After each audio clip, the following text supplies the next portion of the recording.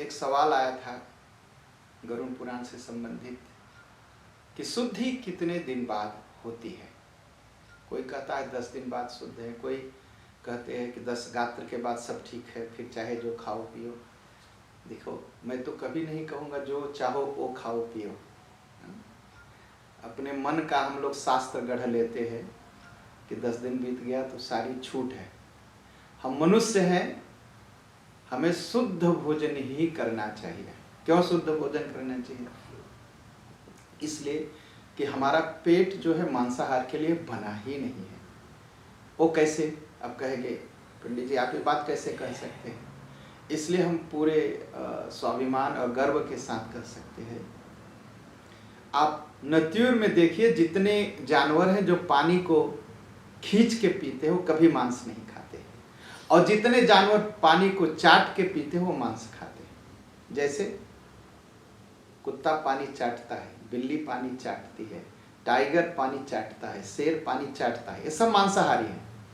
और गाय पानी चाटती नहीं, खींच के पीती है, शाकाहारी, घास खाती। घोड़ा पानी खींच के पीता है, शाकाहारी है। हाथी पानी खींच के पीती है, शाकाहारी है।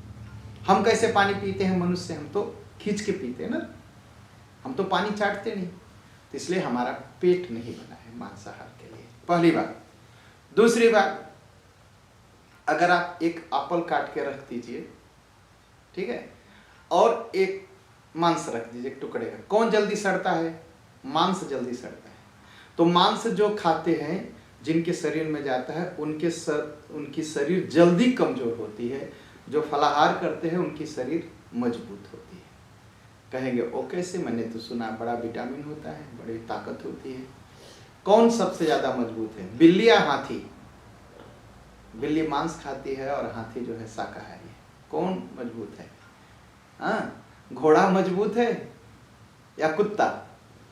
घोड़ा मजबूत होता है ना। मांस में कुछ भी नहीं रखा है, केवल दिमाग की एक बीमारी है जिससे हम सोचते हैं कि मांसाहार नहीं है।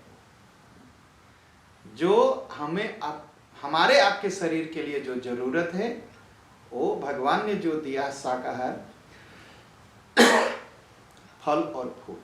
अब शाकाहार में समस्या ये हो जाती है, हम तुरंत कहते हैं कि क्या दूध शाकाहारी है? दूध तो शाकाहारी नहीं है, सब्जी नहीं है, शाकाहारी नहीं। देखिए, हम ये प्रयोग में ऐसा शब्द आ गया है शाकाहारी मांसाहारी। हम सनातनी हैं, हम न शाकाहारी हैं और न मांसाहारी हैं। हम क्या हैं? हमारा भोजन सात्विक है। सात्विक मतलब होता है हमारे भोजन से कोई मरता नहीं। दूध पीने से गाय नहीं मरती, गाय जिंदा रहती है। अब कुछ लोग कहते हैं ना कि वो जो फिगन वाले हैं वो हमको बहकाते हैं, कहते गाय का दूध नहीं पीना चाहिए। गाय का दूध पीने से पुण्य मिलता है और गाय का दूध न पीने से पाप मिलता है। अब गाय का दूध नहीं पिएंगे तो कौन सा पाप लगेगा? आप सोचिए थोड़ी देर के लिए। न पीने से पाप लगेगा और पीने से पुण्य मिलेगा। क्यों? गाय के जो थन में जो दूध है, अगर उस थन में छोड़ दिया जाए तो दूध क्या है? प्रोटीन है। वो सूख जाएगा, वो कैंसर बन जाएगा तो गाय मर जाएगी। ठीक, अगर हम पी लेते तो गाय बच जाती है। तो कहेंगे बच्चे को पिला दो। गाय के थन में जितना दूध अगर बच्चे को पिला दीजिए तो बच्चा मर जाएगा। अगर छोड़ दीजिए तो गाय मर जाएगी, अगर बच्चे को पूरा पिला दीजिए तो बच्चा मर जाएगा। तो हुआ ना पाप। तो इसलिए गाय के थन में जितना दूध है 10% गाय के बच्चे का है, 90% पर अधिकार मनुष्य का है। यह ईश्वर द्वारा निर्मित है। तो गाय का दूध हम जब पीते हैं तो गाय का बच्चा भी बचता है और गाय भी बचती है, इसलिए हमें पुण्य मिलता है। इसलिए गाय का दूध पीना चाहिए। अगर नहीं पीते हैं तो या तो गाय मरेगी या तो बच्चा मरेगा, तो हमें पाप लगेगा। इसलिए हमारे शास्त्र कहते हैं गाय का दूध पीना चाहिए, पीना चाहिए। तो गाय का दूध पीने से आप गाय को बचा रहे हैं। जब आप गाय को बचा रहे हैं तो एक पुण्य का कार्य है, इसलिए सात्विक भोजन है दूध पीना। तो हमारे भोजन से गाय नहीं मरती है। अब कहते हैं कि हिंदू लोग गाय को माता मानते हैं। हिंदू लोग कहते हैं गाय गाओ विश्वस्य मातरः, गाय जो है दुनिया भर की माँ है। ये हिंदू लोग कहते हैं, ऐसा नहीं है। ये हिंदुओं के लिए ही माँ नहीं है, संसार में जितने लोग हैं सबकी माँ गाय है। वो किस लिए है? क्योंकि हम जब जन्म लेते हैं मृत्यु तक गाय का दूध पीते हैं, कास खाते हैं, योगर्ट खाते हैं, कार्नी मिल्क पीते हैं, ये सब गाय से ही है। हमारी जो माँ जो जन्म दी है वो हमें बहुत ज़्यादा अगर दूध पिलाती है, अपनी छाती का 5 साल तक, 4 साल तक, कभी कभी तो साल भर 2 साल ही तक पिलाती है। लेकिन गौ माता हमें जन्म से लेकर मृत्यु तक हमें दूध पिलाती, इसलिए गाय का महत्व है। इसलिए गाय का दूध पीना पुण्य है, न पीना पाप है। इसलिए हम गाय का दूध पीते हैं कि सात्विक भोजन है। तो हम सात्विक भोजन करते हैं, हमारे भोजन करने से कुछ मरता नहीं। अब उसमें भी नियम है, बहुत सारे नियम हैं। हमारे यहाँ क्या नियम है? हमें पत्ते की सब्जी खानी चाहिए, वही जो काटने के बाद पत्ता फिर से निकले। जैसे पालकी काटने के बाद पत्ता फिर से निकलता है, मरता है। इसलिए मना किया गया है। गाजर नहीं खाते हैं, कुछ संत गाजर नहीं खाते वो, लेकिन उसका नियम है, ऊपर का काट के जमीन में लगाइए तो गाजर जिंदा रहेगा, नीचे का खाइए, ऐसा होता है। ऐसा आलू में भी है। एक पेड़ में 20 आलू निकलती है। नियम है 1 आलू रखी जाए और खाया जाए तो उसका पेड़ चलता रहे, ये नियम है। इसलिए तो हम जो हैं ये शाकाहारी सात्विक भोजन करते हैं, हम हिंदू और हिंदुस्तानी। तो इसलिए इंतजार नहीं करना है। कभी कभी लोग इंतजार करते हैं, हाँ पंडित जी कब शुद्ध हो जाएगा, कब हमारी जान छूटेगी इससे। बाप से माँ से जान छुड़ाते हैं लोग, और पंडित जी बहुत दिन हो गया, अभी कितने दिन व्रत करना? अरे जीवन भर व्रत करना है माँ बाप के लिए, 1-2 दिन की बात नहीं। तो कितने दिन तक सूतक लगता है, ये सवाल था। कितने दिन? कुछ लोग 10 दिन का कहते हैं, कुछ दिन बाद, कुछ लोग 12 दिन का कहते हैं, कुछ लोग 13 दिन का कहते हैं। क्या किया जाए? तो भगवान गरुड़ पुराण में ही 13वें अध्याय में कहते हैं, भगवान जो आपका 2रा, 3रा, 4था मंत्र है, श्लोक है, उसमें भगवान कहते हैं कि ब्राह्मण 10 दिन में, क्षत्रिय 12 दिन में और वैश्य 15 दिन में और शूद्र 1 मास में शुद्ध होता है। इतने दिन का सूतक लगता है। सपिंडी 10 दिन में शुद्ध होते हैं, और अब कुल के लोग 3 रात में शुद्ध होते हैं। गोत्रज, जैसे जिनका जो गोत्र है, अब गोत्र हमारे हॉलैंड और सूरीनाम में बड़ा मुश्किल एक शब्द है, गोत्र कहाँ से आ गया? ये गोत्र क्या है? जितने जीव हैं या जो भी कुछ है, ऋषियों ने यज्ञ करके वेद के मंत्रों से हमको पैदा किया। हम लोग क्या कहते हैं कि डार्विन का जो नियम है, इवोल्यूशन, उससे सब कुछ बना है। ये सब पागलपन है। सीधे सीधे ऋषियों ने हमको यज्ञ करके पैदा किया। तो जिस मंत्र से, जिन ऋषियों ने यज्ञ करके हमको बनाया, वो हमारे गोत्र है। जैसे हम लोगों के गोत्र भारद्वाज है, किसी के सांडिल्य है, किसी का, तो उसको खोजना चाहिए। हॉलैंड और सूरीनाम में बहुत मुश्किल नहीं है, खोज लेंगे, आराम से खोज लेंगे, आराम से खोज लेंगे। ये पता चल जाए कि भारत में कहाँ से हैं, किस डिस्ट्रिक्ट से हैं, किस गांव से हैं, तो फिर कुछ न कुछ खोजा जा सकता है। तो कहा जो गोत्रज हैं, स्नान मात्र से शुद्ध, अगर सूतक लगा, कोई शरीर छोड़ा तो जो जितने गोत्र के लोग हैं, कुल के लोग के अलावा, एक दिन का उनको सूतक लगता है। वो स्नान मात्र से शुद्ध हो जाते हैं। चौथी पीढ़ी तक के बंधु लोग 10 रात में, 5वीं पीढ़ी के 6 रात में, और 6ठी पीढ़ी के 4 दिन में, और 7वीं पीढ़ी के 3 दिन में। जितनी पीढ़ियां बीतती जाएंगी उतना सूतक का दिन कम होता है। 8वीं पीढ़ी के लोग 1 दिन में, और 9वीं पीढ़ी के लोगों को 2 प्रहर का सूतक लगता है। और सूतक भी 2 तरह का होता है। एक को कहते हैं मरणा शौच, दूसरे को कहते हैं जनना शौच। बच्चे जब पैदा होते हैं तब भी सूतक लगता है, जब कोई शरीर छोड़ता है तब भी सूतक लगता है।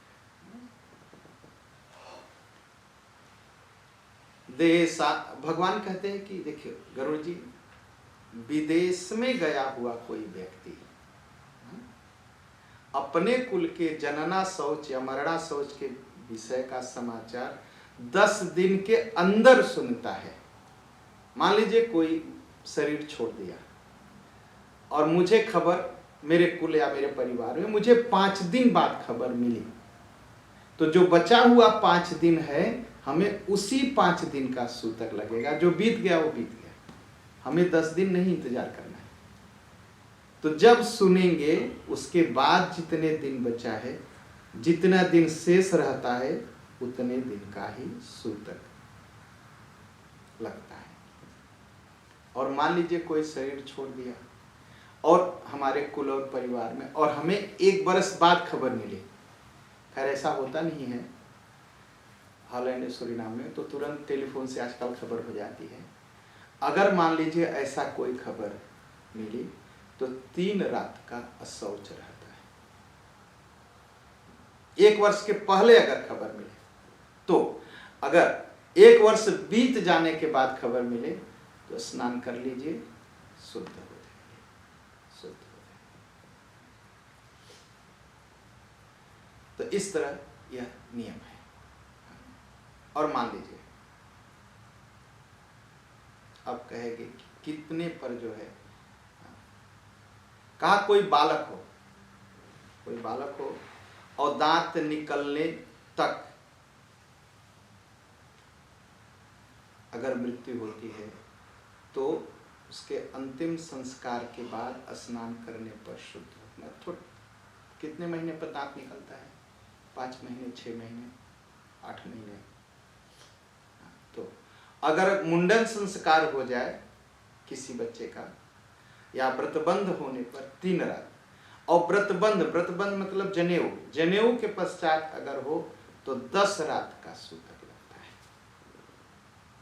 ये भी नियम आप ख्याल रखें कि दांत निकलने से पहले अगर हो तो स्नान करने पर, अगर मुंडन संस्कार हो गया हो जाने पर 1 रात का, व्रतबंध होने पर 3 रात का, और व्रतबंध के पश्चात मृत्यु होने पर 10 रात का सूतक लगता है। मान लीजिए कोई कन्या शरीर छोड़े परिवार में, कुल में, तो किसी भी वर्ण की कन्या की मृत्यु जन्म से लेकर के 27 मास की अवस्था तक हो जाए तो सभी वर्णों में समान रूप से अशौच की निवृत्ति होती है। और मान लिया जाए कन्या का वागदान मतलब हम लोग यहाँ कहते हैं छेकाई, यहाँ छेकाई कहते हैं वागदान। अगर छेकाई हो जाए तो 3 रात का, किसी की बातचीत चली और बातचीत हो गई कि विवाह होगा, छेकाई हो गई, और मान लीजिए वह कन्या ने शरीर छोड़ दिया तो 3 रात्रि का सूतक लगता है।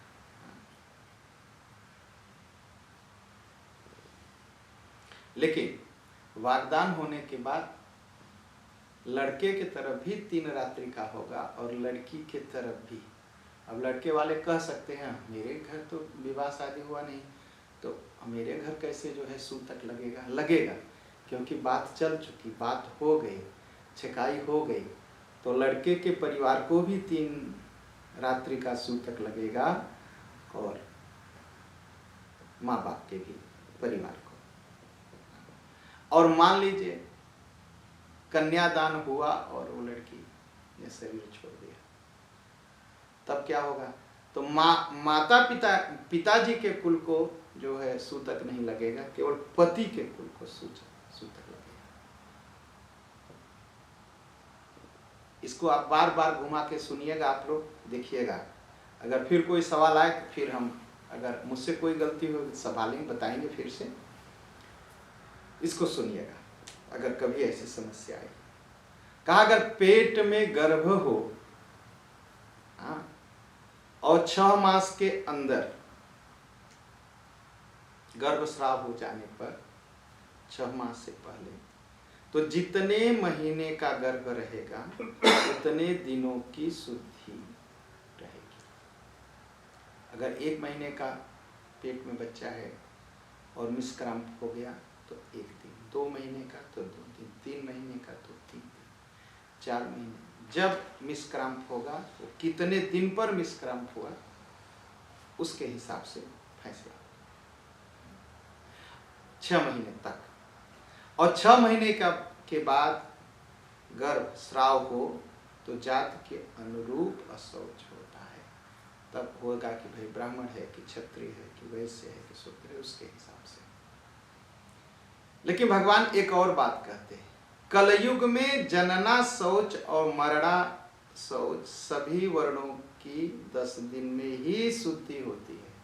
यह कलयुग है ना, हम लोग कलयुग में जी रहे हैं, तो सब के लिए एक बराबर है 10 दिन। हाँ, अब हमारे यहाँ ये भी बहस होती है, कुछ लोग खूब कहते हैं मैं ब्राह्मण हूँ, मेरे यहाँ 10 दिन की 10 दिन का सूतक लगेगा, तुम क्षत्रिय हो, तुम्हारे यहाँ जो है 12 दिन होगा। ये थोड़ा सा घमंड बस कहते हैं, लेकिन कलयुग में सबको 10 दिन की ही 10 दिन का ही सूतक लगता है, ऐसा शास्त्र का निर्णय है। ये मैं नहीं कहता, सीधे सीधे विष्णु भगवान कहते हैं अगरुड़ पुराण में। अब बड़ी समस्या होती है हमारे सूरीनाम हॉलैंड में, हाथ मिलाना चाहिए कि नहीं मिलाना चाहिए, और करते हैं ना बहस हम लोग कि पंडित जी जरा बताइए, अब ऐसा हो गया, मैं हाथ मिलाऊं कि पैर छूं कि राम राम कहूं। मरणा शौच में आशीर्वाद देना और आशीर्वाद लेना दोनों मना रहता है महाराज जी, दोनों मना। न तो किसी का आशीर्वाद दीजिए और न तो किसी का आशीर्वाद लीजिए। कोई आ जाए तो उठ के खड़े होने की जरूरत भी नहीं है, प्रत्युत्थान नहीं ना। जो हमारी जो सनातनी परंपरा है, अब तो बिगड़ती जा रही है। हमारी सनातनी परंपरा यह है कि कोई भी मेहमान घर पे आए, उठ के खड़े होकर के उसका स्वागत करिए। अब तो कहीं कहीं देखता हूँ कि मेहमान आते हैं, वो बैठे बैठे ही बात करते हैं, का हाल बा, अरे उठ के पहले स्वागत करिए, आपके घर मेहमान आए। उठ करके स्वागत, जब कोई आ जाए तो उठ करके स्वागत करने की जरूरत नहीं है। और जिसका स्वागत नहीं उसको बुरा भी नहीं लगना चाहिए। वो आदमी दुखी है, उसके घर में मृत्यु हुई हो, क्या वो अपने दुख में पड़ा है बेचारा, और आपको अपने स्वागत का पड़ा है, मेरा स्वागत नहीं किए, मुझे राम राम नहीं किए, मुझे बोले नहीं, मुझे हाथ नहीं डाला। तो आगंतुक के स्वागतार्थ उठना अभिवादन नहीं। और एक और बड़ा कड़ा नियम है, जो हम तो सब पर बहस कर लेते हैं, इस पर चुप रहते हैं, पलंग पर सोना भी नहीं चाहिए।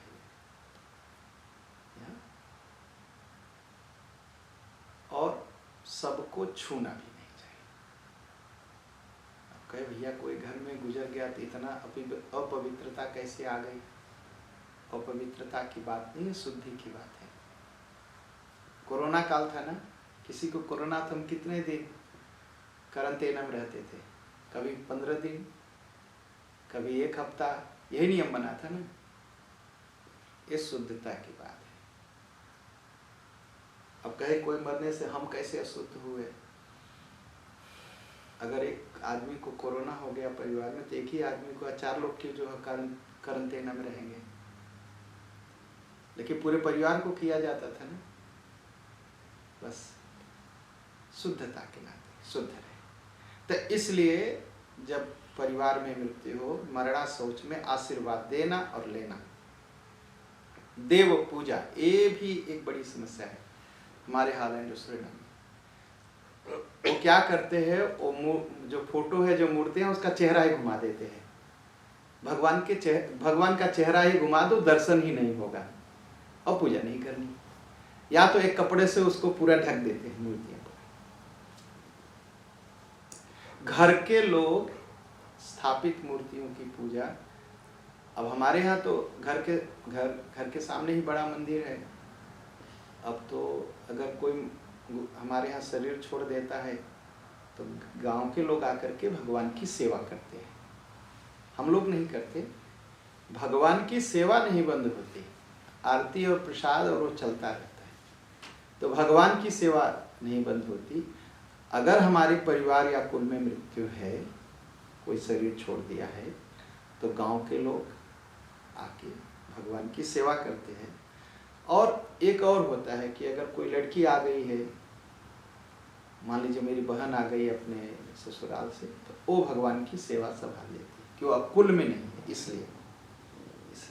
तो भगवान की सेवा कभी बंद नहीं होती। हम तो यहाँ ऐसी परंपरा हो गई है कि पितृपक्ष में जो है मंदिर पूरा बंद रहता है और घर में भी भगवान की सेवा नहीं करते हैं। पितृपक्ष कोई अशुद्ध समय नहीं, बहुत ही शुद्ध समय है। इसको पितृयज्ञ कहा गया, पितृयज्ञ का पर्व कहा गया। इसमें पितृयज्ञ होता है, भगवान की सेवा बंद नहीं होती, कभी नहीं, कभी हर समय इसका वो करना चाहिए। और भगवान कहते हैं किसको किसको सूतक नहीं लगता। ब्रह्मचारी को सूतक नहीं, व्रती ब्रह्मचारी को सूतक नहीं लगता। जो ब्रह्मचारी है, हालैंड सुरीनाम में ब्रह्मचारी समझाना थोड़ा मुश्किल है। जो आश्रमों में रहते हैं, घर में घर परिवार को छोड़ करके रहते हैं और भगवान की सेवा और विद्या अध्ययन में लगे हुए हैं, उनको सूतक नहीं लगता। अग्निहोत्री ब्राह्मण को सूतक नहीं लगता। ब्रह्मनिष्ठ और यति को सूतक नहीं लगता। राजा को सूतक नहीं लगता। इतने लोगों को सूतक नहीं लगता है। और भगवान कहते हैं, और एक जो समस्या जो हालैंड और सूरीनाम में आती है, विवाह का दिन तारीख रख दिया गया, 2-4 दिन विवाह रह गया और कोई शरीर छोड़ दिया परिवार में, तो हर समय बहस रहती, विवाह हो या न हो, विवाह होगा कि नहीं होगा।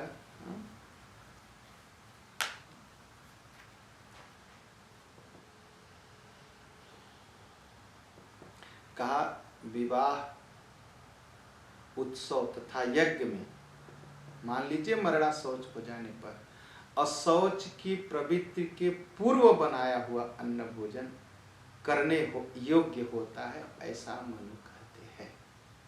इसका मतलब तो ये हो महाराज जी, उससे पहले जो भोजन बना है वो कर सकते हैं। अशौच की प्रवृत्ति के पूर्व बनाया हुआ अन्न भोजन करने योग्य होता है, ऐसा मनु ने कहा, ऐसा भगवान कह रहे हैं। इसमें सूतक न जानने के कारण जो व्यक्ति सूतक वाले घर से अन्न आदि कुछ ग्रहण करता है, उसे दोष नहीं लगता। जिसके कुल में परिवार में सूतक लगा हुआ हो, वहां से अन्न इत्यादि ग्रहण नहीं करना चाहिए। मगर अगर अनजाने बस मान लीजिए किसी ने वहां से कुछ ग्रहण कर लिया, तो उसको दोष नहीं लगता, जिसने दिया उसको दोष लगता है, क्योंकि देने वाला तो जानता था ना। तो जहां तक अभी तक हमारे यहाँ परंपरा है, उस समय हम लोग भिक्षा नहीं देते। अगर कोई भिक्षुक आ गया, नहीं महाराज जी, नहीं पंडित जी, हमारे यहाँ सूतक है, हम लोग भिक्षा नहीं देते। याचक को देने वाला दाता दोष का भागी बनता है। जो सूतक को छिपा कर ब्राह्मण को अन्न देता है वह दाता, तथा सूतक को जानकर भी जो ब्राह्मण सूतकान्न का भोजन करता है वह दोनों दोषी है। अगर कोई ब्राह्मण जानता है कि इस घर में सूतक है और जाकर के भोजन करता है तो उसे दोष लगता है, उसे नहीं करना चाहिए। अगर सूतक हो तो ब्राह्मण को भोजन नहीं कराते, अन्न दान नहीं करते या दान नहीं करते। और सूतक से शुद्धि प्राप्त करने के लिए पिता का सपिंड श्राद्ध करना चाहिए, तभी वह मृतक पृथक गणों के साथ, पितृगणों के साथ पितृलोक में जाता है। जब कोई शरीर छोड़ता है तो उसे क्या कहा जाता है? प्रेत मोक्ष प्रदो भव, वह प्रेत कहा जाता है। और जब उसकी सारी क्रिया हो जाती है और क्रिया के बाद तो वह पितृ हो जाता है। जो शरीर छोड़ता है पहले प्रेत कहा जाता है, वह प्रेत होता है, और जब उसकी सारी क्रिया हो जाती है, सारे श्राद्ध हो जाते हैं तो वह पितृ कहा जाता है। जब तक किसी का श्राद्ध नहीं होगा वह प्रेत ही रहेगा, चाहे 1000 साल बीत जाए, चाहे 10,000 साल बीत जाए, उसको पितृलोक तक भेजने के लिए श्राद्ध करना आवश्यक है। और उसमें सपिंडी होती है, और सपिंडी का जो भाव है या जो परंपरा है, जो रिचुअल है, उसको पूरी तरह से जानना चाहिए कि सपिंडी हुई कि नहीं हुई। जब सपिंडी होने के बाद ही शुद्ध होते हैं। और भगवान विष्णु कहते हैं, गरुड़ जी मैं तो शास्त्र धर्म के अनुसार चारों वर्णों के लिए 12वें दिन ही सपिंडीकरण करने के लिए कहता हूँ।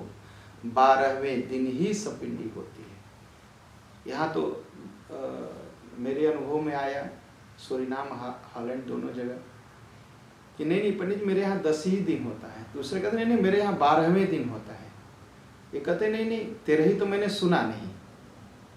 10 दिन पर 10 गात्र होता है, 12वें दिन सपिंडी होती है, और 13वें दिन ब्राह्मण भोजन होता है। और 13वें दिन जो ब्राह्मण भोजन होता है उसका नियम है कि कम से कम 13 ब्राह्मण रहे। अब कहेंगे 13 ब्राह्मण हॉलैंड में मिलेंगे कहाँ? एक हमारे भगत रोटरडम में तो हमसे कह के गए थे कि पंडित जी मैं शरीर छोड़ू 13वें दिन कम से कम 12 ब्राह्मण जुटा दीजिएगा कि 12 ब्राह्मण हमारे घर भोजन कर सके हमारी 13ही में। बड़ी मेहनत के बाद 13 ब्राह्मण नहीं मिले। बड़ी मेहनत के बाद, मतलब शरीर जिस दिन उन्होंने छोड़ा उसी दिन से मैं खोजना शुरू किया कि 13 ब्राह्मण मिले, कम से कम उनकी इच्छा पूरी हो जाए। तो उस दिन हमें कुछ सीखने को मिला। मैंने फोन किया अपने कुल गुरु को। उन्होंने कहा बेटा कुछ नहीं है, जितने ब्राह्मण है भोजन करा दो, उसके बाद कुसा रख दो, उतने ब्राह्मण मान लिए जाएंगे। तो जितने कम ब्राह्मण थे उतने कुसा रख करके वहां ब्राह्मण मान करके पूजा की गई। फिर ये नियम पूरा हुआ। तो कम से कम 13 ब्राह्मण होने चाहिए 13 के दिन। इसलिए 12वें दिन ही प्रशस्त है, 12वें दिन सपिंडीकरण करना चाहिए। गृहस्थ के मरने पर व्रतबंध, उत्सव आदि व्रत उद्यापन तथा विवाह आदि कृत्य नहीं होते। अगर कोई परिवार में गुजर जाए तो जो मांगलिक कार्य हो बंद हो जाते हैं। जनेऊ नहीं हो सकता, उत्सव नहीं हो सकता। परसों या किसी दिन मैं बोल रहा था, पूजा पाठ तो बंद कर देते हैं, उत्सव आनंद मजा खूब करते हैं। डिस्को जाना नहीं छूटता उनका, जबकि वही मना है। उत्सव नहीं मनाना चाहिए। उत्सव पूजा बंद करेंगे, ले पूजा की बात आएगी तो कहेंगे नहीं हमारे यहाँ हमारे कुल में हमारे परिवार मरनी है, हम पूजा नहीं कर सकेंगे इस साल पंडित जी। लेकिन डिस्को वाला जाना नहीं छोड़ता। उत्सव नहीं मनाना चाहिए। व्रत उद्यापन विवाह आदि कृत्य नहीं, जब तक पिंड नहीं मिलाया जाता तब तक।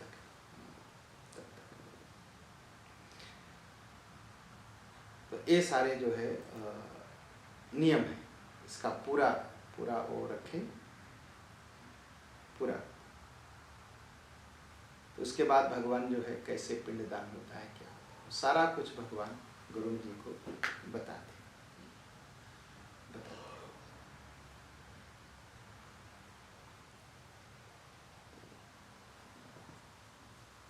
बड़ी कभी कभी गरुड़ पुराण पढ़ के समस्या जैसी हो जाती है कि हॉलैंड सूरीनाम वालों के लिए मैं कौन सी परंपरा बताऊं जो यहाँ कर पाए लोग। तो इसलिए सोचना पड़ता है कि क्या क्या हम बताएं। तो ये जो नियम है जो हम और श्राद्ध का समय जो पितृपक्ष है उसमें भी एक ख्याल रखें कि एक सवाल आता है कि हम कब जो है अपने माता पिता का श्राद्ध करें। जिस तिथि को शरीर छोड़े है उसी तिथि को ही पितृपक्ष में श्राद्ध करना चाहिए। लेकिन सबसे बड़ी समस्या हम जानते ही नहीं तिथि क्या है। हमें तारीख याद रहती है कि अच्छा 22 तारीख को या 2 तारीख को या 5 तारीख को या 7 तारीख को। तिथि जाना, तिथि क्या है? ये वैदिक कैलेंडर है जो हिंदुओं में, हम सनातनियों में चलता है। ये हमारी तारीख है। और तारीख कैसे चलती है? अब तो दिन भी कहने में मुश्किल होता है। अगर बच्चों से पूछा जाए तो क्या कहते हैं? संडे है, मंडे है, सोमदाख, मानदाख, दिसदाख, ऊंसदाख, दोंदरदाख, ऐसा कहते हैं। वो दिन भी नहीं बोल पाते। तो तिथि तो बहुत मुश्किल की बात है। तो अपने बच्चों को हमें सिखाना चाहिए कि हम कम से कम जो 7 दिन, ये जो 7 दिन का त्यौहार है, इसे जो है हम 7 दिन जो होते हैं हफ्ते के, इसे हम बैठ जाए 7 दिनों अंदर बैठे, अंदर आए। इस 7 दिनों का नाम हम जो है हिंदी में बताएं। रविवार, सोमवार, मंगलवार, बुधवार, बृहस्पतिवार, शुक्रवार, शनिवार और फिर से आए रविवार। इसको सिखाएं और फिर तिथि की बात बताएं। देखो भैया, प्रतिपदा है, द्वितीया है, तृतीया है, चतुर्थी है। जब बच्चे सब भाषा सीख सकते हैं तो इसको भी याद कर सकते हैं। तो पूरी तरह से उसी दिन जो है, अगर न हो सके तो हमारे वालिया जी कल समझा रहे थे पूर्णिमा तिथि को, नहीं अमावस्या, सॉरी, जिस दिन पूरा होता है अमावस्या तिथि को नहीं भूलना चाहिए। जरूर जरूर जरूर जो है अपने पितृ का श्राद्ध करना ही चाहिए। और जो अपने पितृ का श्राद्ध नहीं करता है उसके पास बड़ी समस्याएं आती हैं। एक से एक समस्या आती है। पितृलोक क्या करते हैं? पितृलोक में बैठ करके पितृलोक जब पितृलोक में रहते तो वहाँ से आशीर्वाद भेजते हैं कि मेरे नाती को खुश रखना, मेरे पोते को खुश रखना। और जब वो देखते हैं कि हम तो इतना आशीर्वाद भेज रहे हैं, उलट के देखता भी नहीं, तो छोड़ देते। देखो भैया, तुम तो याद भी नहीं करते मुझे। तो क्या होता है? उनका आशीर्वाद बंद हो जाता है। और जब आशीर्वाद बंद हो जाता है तो हमारा सुख समाप्त हो जाता है। इसलिए अपने देव पूजन करना चाहिए। लेकिन हम बड़ी पूजा करें, ठीक, भगवान का पैर पकड़े रात दिन, भगवान अब छोड़ूंगा नहीं, और हमारे पिताजी भूखे मरे, बताइए भगवान आशीर्वाद देंगे? कभी नहीं देंगे। इसलिए पितृ लोगों को हर समय पितृपक्ष में जो है श्राद्ध करना ही चाहिए। और नियम से करिए। नियम से कैसे करिए? अब कहेंगे नियम कैसे जानेंगे? इसीलिए तो पंडित जी बनाए गए हैं सनातन धर्म में। वो पंडित जी का काम है, वो बताएंगे। और उनके प्रति पूरी श्रद्धा के साथ रखते हुए वो जैसा कहे वैसा करना चाहिए। तो पूरी तरह कोई भी पितृ जो है, जिनको तिथि नहीं याद हो, तो हम लोग एक कार्यक्रम चलाते हैं। क्या चलाते हैं कार्यक्रम? अगर किसी का जन्मदिन है तो हम लोग कोशिश करते हैं कि वो अपना जन्मदिन हिंदू कैलेंडर के हिसाब से मनाए। तो हम खोजते हैं किस हिंदू महीने की कौन सी तिथि थी, कौन सा महीना था, कौन सा पक्ष था, उसी दिन अपना जन्मदिन मनाएंगे। इसलिए हमारा जन्मदिन बरस में 3-4 बार बन जाता है। कभी 3 जून को लोग फोन करते हैं, कभी 26 सितंबर को करते हैं, कभी 20 सितंबर को करते हैं, कभी 15 सितंबर को करते हैं। मेरा जन्मदिन होता है नवरात्रि के बाद शरद पूर्णिमा को। अब शरद पूर्णिमा कभी अक्टूबर में पड़ती है, कभी सितंबर में पड़ती है। तो जिसने अक्टूबर में सुन लिया तो अक्टूबर में फोन करता है, पंडित जी पिछले साल इसी दिन आपका जन्मदिन था, बधाई हो। अच्छा भैया ठीक है। शरद पूर्णिमा को मेरा जन्मदिन है, तो शरद पूर्णिमा किसी भी तारीख को पड़ सकती है, लेकिन जो असलियत है वो शरद पूर्णिमा है। वैसे सबको अपनी जो तिथि है, जन्म तिथि, उसको खोज के रखना चाहिए। उसी दिन जन्मदिन मनाएंगे, फिर उसी दिन जन्मदिन मनाने का फल भी मिलेगा कि चंद्रमा उसी तिथि पर, उसी नक्षत्र और उसी तिथि पर रहेगी, तो हमें ज़्यादा आशीर्वाद मिलेगा। तो इसलिए, और अंग्रेजी कैलेंडर जो हम अपना जन्मदिन मनाते हैं, कोई फायदा नहीं है। चंद्रमा और तिथि आई ही नहीं और हम अपना जन्मदिन मनाते, लेकिन मनाना चाहिए, मनाते रहिए। और मैं भारत के जो बड़े लीडर्स हैं ना, जो हमारे कभी कांटेक्ट में रहते हैं या उनका टेलीफोन नंबर या कुछ मैं उनको भेजता हूँ, आपका जन्मदिन इस तिथि को है, बधाई हो। तो कभी कभी लोग वापस लिखते हैं धन्यवाद, लेकिन आपको कैसे पता इस तिथि है? आपका जन्मदिन मिल गया था मुझे। तो तिथि पर मनाएं। और माता पिता का जो श्राद्ध है, वो उनके दाह संस्कार का जो दिन है उस तिथि पर मनाएं। तो ये सारे सवाल थे जो 13वें अध्याय में आपको जो प्रश्न थे, मैं समझता हूँ मिल गए होंगे। अब गरुड़ जी पूछते हैं कि भगवान, यमलोक कियन्मात्र कीदृशः केन निर्मितः, सभा च कीदृशी तस्यां धर्मयास्ते चकैः सह, ये धर्म मार्गे गच्छन्ति धार्मिका धर्म मंदिरम, तान धर्मान मार्गश्च ममाख्याहि दयानिधे। गरुड़ जी ने कहा, हे भगवान, हे दयानिधे, यमलोक कितना बड़ा है, कैसा है, किसके द्वारा बनाया गया है, वहाँ की सभा कैसी है, और उस सभा में धर्मराज किनके साथ बैठते हैं। हे दयानिधे, हे भगवान विष्णु, जिन धर्मों का आचरण करने के कारण धार्मिक पुरुष जिन धर्म मार्गों से धर्मराज भवन में जाते हैं, उन धर्मों का तथा मार्गों के विषय में आप मुझे बतलाइए। श्री भगवान उवाच, भगवान कहते, गरुड़ जी,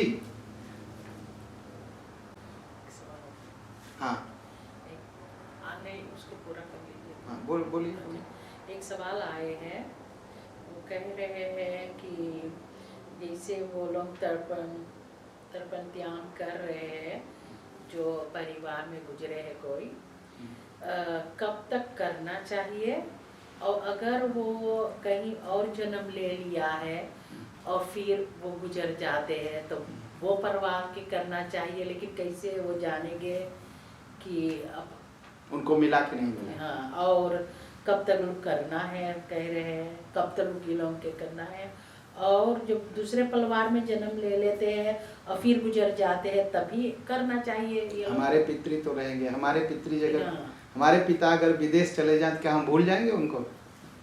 पहली बात तो कहीं भी जन्म ले, हमें उनको याद करना है और उनके प्रति श्रद्धा प्रकट करनी है, उनका तर्पण करना है, चाहे जन्म हो गया है, जब तक आप रहोगे। हाँ, पितृपक्ष में प्रतिपदा से लेकर, नहीं, पूर्णिमा से लेकर अमावस्या तक तर्पण करना है, ठीक है ये। और कब तक करना है? जब तक हमारा जीवन है तब तक करना है। जब हम शरीर छोड़ देंगे तो हमारे बच्चे को करना चाहिए।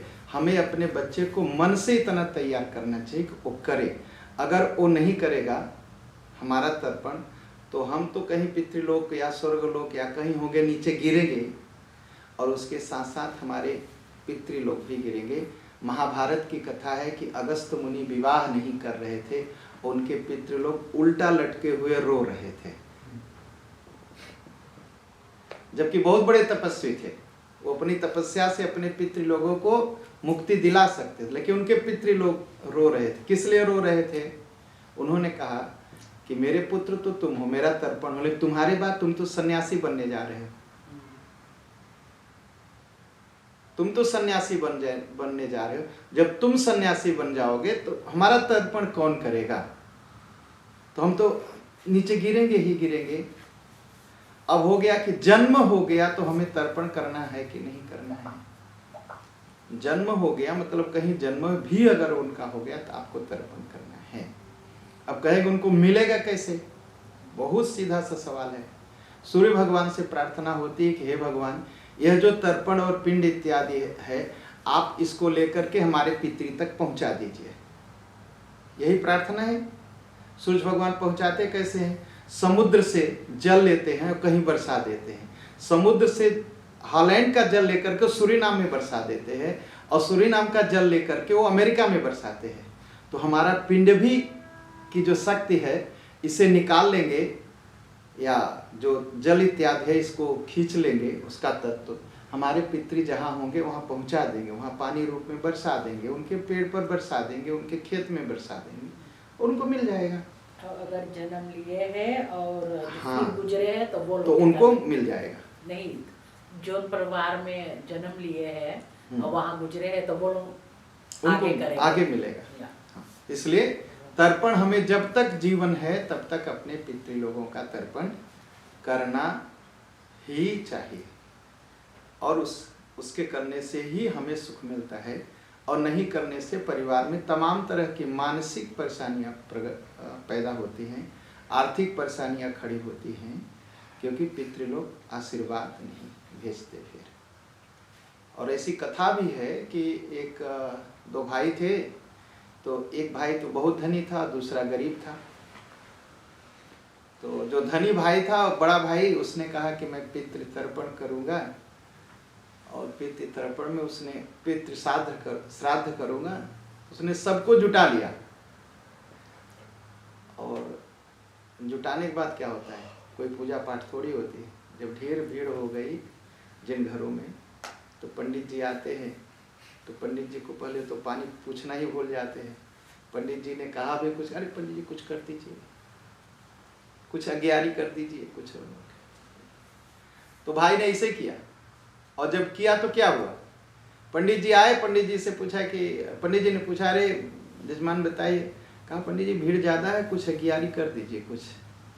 पंडित जी सोचो भाई अब क्या करना है, कुछ तो करना है, हवन करके चले गए। उसके जो पितृ लोग आए तो अज्ञारी का जो राख थी उसको चाट के चले गए बेचारे। और जब चाट के चले गए तो वो लोग सोचे अच्छा बड़े बेटे के यहाँ कुछ नहीं मिला तो छोटे बेटे के यहाँ चलते। जब छोटे बेटे के यहाँ गए, बेटा बैठ कर रो रहा था, मेरा बड़ा भाई पितृ श्राद्ध कर रहा, मैं तो कुछ कर नहीं पा रहा हूँ, मैं तो गरीब हूँ। तो पितृ लोग दुखी हुए, फिर वापस चले गए। और जब वापस गए, अच्छा पितृ लोग मिलते हैं जैसे हम लोग मिलते हैं, हाल चाल पूछते ना कि आप अपने बेटे के यहाँ गए थे, कैसा स्वागत हुआ। तो सब लोग पूछे, तो किसी ने कुछ कहा भाई मुझे तो रसमलाई मिली खाने को, मुझे तो मिला। इनसे पूछा गया, कहा क्या करें, जिसके पास था उसने किया नहीं, और जिसके पास बेचारे के पास है नहीं वो करना चाहता, लेकिन उसके पास कुछ है नहीं, तो क्या करूं। वो जो अज्ञारी पंडित जी किए थे वही चाट के चला आए राखी, कुछ नहीं मिला। तो पितृ लोगों ने क्या किया, जिसके पास कुछ नहीं था, भगवान ने एक कथा में है, भगवान से प्रार्थना की पितृ लोग, हे भगवान उसके पास कुछ नहीं, उसे कुछ दे दो। तो कथा में है कि उसके बच्चे भूखे थे उस दिन और कुछ नहीं भोजन था। वो अपनी माँ के पास गए, कुछ भोजन दे दो माँ। तो माँ ने बच्चों को हटाने के लिए कहा तुम्हारे लिए भोजन बनाए, लेकिन नाद के नीचे रखे। नाद समझते हैं, नाद हम आप यूपी बिहार में नाद कहते जिसमें गाय खाती है, महाराज जी जानते हैं, गाय उसमें खाती है। तो उलट के रखी थी, गाय थी नहीं तो उलट के रखी हुई थी। बच्चों ने सोचा, माँ ने कहा नाद के नीचे रखा है, तो बच्चे ने नाद को उलट दिया, सीधा कर दिया, ऐसे सीधा किया। और जब उल्टा किया तो नाक के नीचे जो है बहुत सारा धन मिल गया उनको। फिर वो पितृ श्राद्ध किए, कथा है। तो पितृ लोगों को बुलाना, पितृपक्ष में उनका श्राद्ध करना, दान देना उनके नाम से, उनके लिए जो है तर्पण करना, हो सके तो ब्राह्मण भोजन कराना, ये सारा नियम है। और जो करते हैं वो सुखी होते हैं। जब तक हमारा जीवन रहे तब तक हमें श्राद्ध करना है। क्या हम अपने माँ बाप को भूल जाएंगे कभी? कभी भूलता है कोई? कभी नहीं भूलता ना। तो उन्होंने जो ज्ञान दिया, जो बुद्धि दी, जो धन दिया, उसी से कुछ देना है उनको। तो उसमें देने में कभी संकोच नहीं करना चाहिए। तो बोलिए सियावर रामचंद्र भगवान की जय, उमापति महादेव की जय। हर हर महा